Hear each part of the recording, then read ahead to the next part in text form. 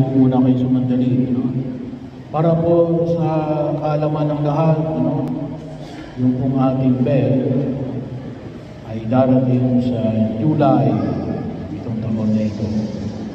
So bahagi yung isa lang, kasi yun lang ang kaya ng ating nalikom na pera. Yun po yung nagkakahalaga ng 1.4 million. So yung dapat tatlo, kaya lang yung tatlo, isang malaki at dalawang maliit, ay aabot ng 2.8 million. Hindi ko natin naabot yun. So siguro sa susunod na lang na pari, kasi naka-schedule kami na maglipatan sa 2025. So kaya ayoko naman na nakaimbing, kasi hinahanap na nga kung kamusta na. So kaya yun po yung ating bell. Yun ay manggagaling pa ho ng Netherlands, yung ating bell. So maraming salamat po sa mga tumulong para ho ito ay malikom at mabili natin. And then,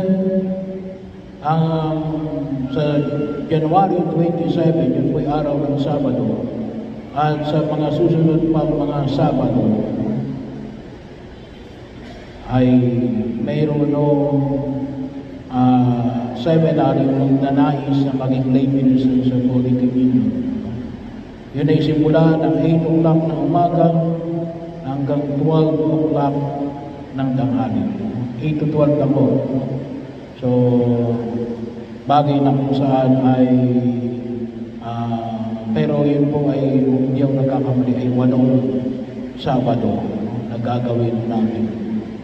So, kung sino po interesado, dito lang kung gagawin nyo sa bangin, but it is offered to the 4th Ecclesiastical District ng Laguna, ng sa Diocese of San Pablo.